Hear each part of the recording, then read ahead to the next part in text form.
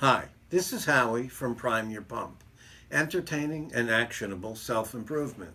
And today's lesson is how to emulate the success of others. And a great way to emulate the success of others is to copy what they do because it's already been proven to be successful. There's no reason to reinvent the wheel, but there's only one proviso here.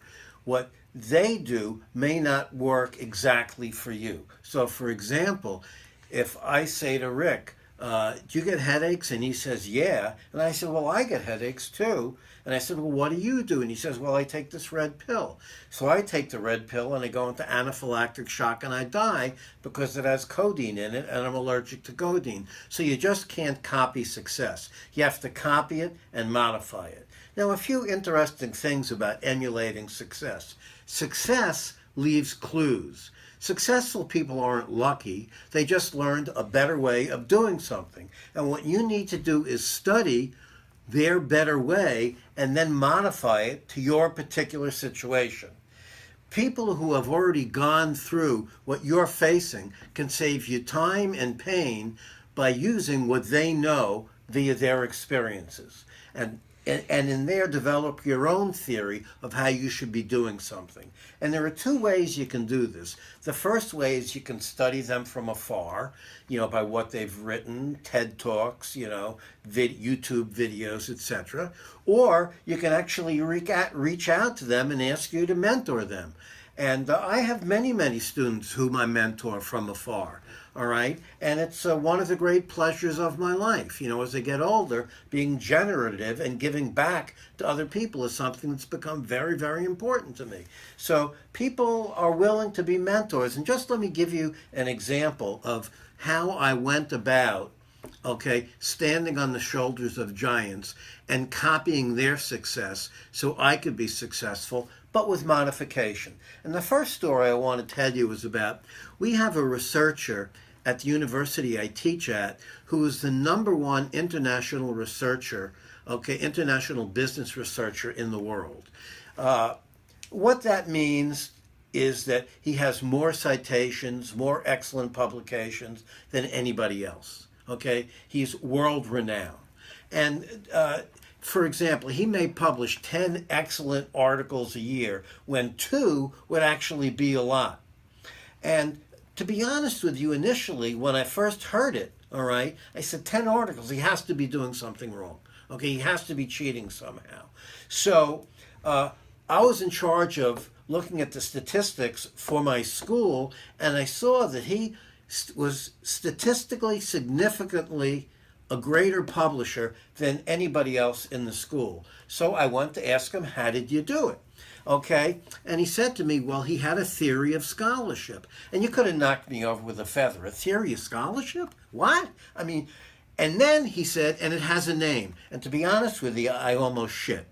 Not only did it have a theory, but it had a name. So I said, what's the name? And he says, the concentrating swatter theory of scholarship. So, well, what is it? So he said, well, let's play a game first. Ask me when I'm going to finish this article that I'm working on right now. And I said, when are you going to finish this article you're working on right now? And he says to me, wrong question. And I said, well, what would the right question be? When am I going to finish this paragraph I'm working on? All right? And so this is the concentrating part of the concentrating swatter theory. The concentrating part is setting short-term daily goals in order to achieve a long-term objective. For example, if you ask me, when am I going to finish the article I'm working on, I might say, oh, by the end of the semester. But that's not what he does. Every day, he'll write a paragraph before lunch, and a paragraph before he goes home. And if an article is 40 paragraphs, he's done it in 20 days, where it might take me 6 months to do it because I'm not concentrating. The swatter part, I'm going to do them not in SWOT order, The O stands for observation. And this is finding a hole in knowledge that needs to be filled, all right? And then the sciences use good scientific methods to fill that hole. And third is to develop a theory using science that fills that hole. And the fifth thing is writing about the science that fills that hole in a way that is readable to the appropriate audience. And the interesting thing is, if I told the faculty at my university just about the concentrating part, all right, probably I bet 10% of the faculty might listen. But that would be we would be 10% better off than where we actually were before, which could put us up in a new and higher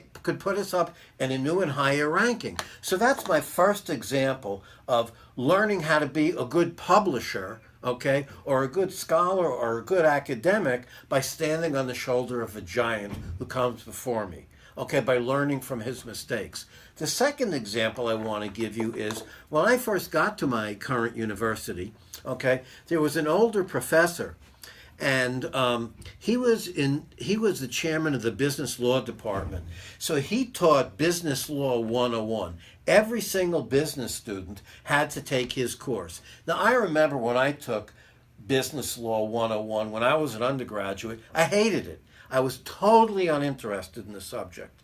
But yet, this professor, with classes of 50 undergraduate students, taking a required course, we have a scale of 1 to 5. 1 is terrible, 5 is wonderful. He would get an average of 5 in every single class, which means every single student gave him a perfect, excellent rating. So when I saw that year after year after year, I walked into his office and I said, Don, how do you do that? Okay? And he said, well, I have a best practice. And I said, what is it? He says, well, it's really 2 steps.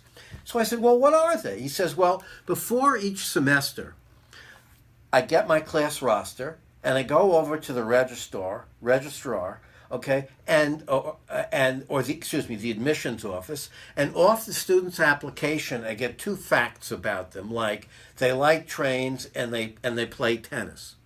All right, and then as I'm going through the semester, all right, so let's say Bree likes trains and she likes to play tennis.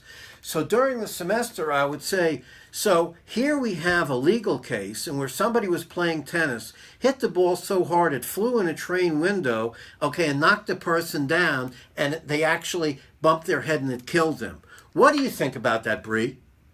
And all of a sudden, Bree's thinking like, how did he pick an example? It's about tennis and about trains. I know that. And he did that to every single student. They thought the guy was a warlock. I mean, how did he do that? Absolutely amazing.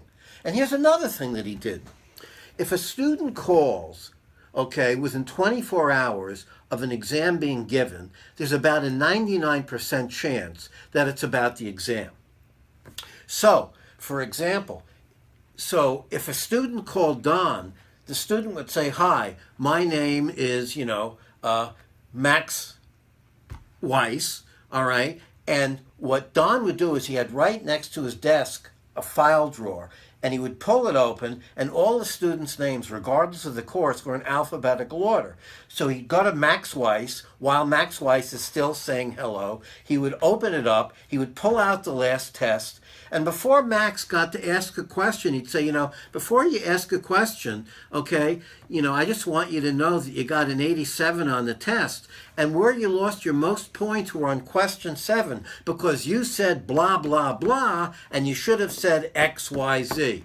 And then this Max is thinking, how does he remember that? I must be so special to him. This is the best professor in the world, all right? So these are 2 techniques that I learned from giants by standing on their shoulders to help make me more successful, all right? So how do we make it actionable so we don't lose it? Use it or lose it to make it actionable? Just emulate the success of others to become successful yourself. But remember, you just can't copy. You may have to modify what you do, and also maybe reach out to them. Perhaps they'll even become a mentor to you. And when should you use it? Whenever you want to accomplish something that somebody else has already done. All right? You may have to modify it, but this covers most stuff in life. Okay, and what do you think? Have you ever used this technique?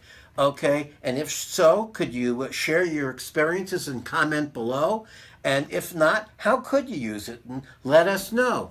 That's all for this week. But until next week, remember, read and share our other blog posts. And if you like them, say you like them. And please subscribe to our weekly newsletter. And until next week, remember, prime your pump.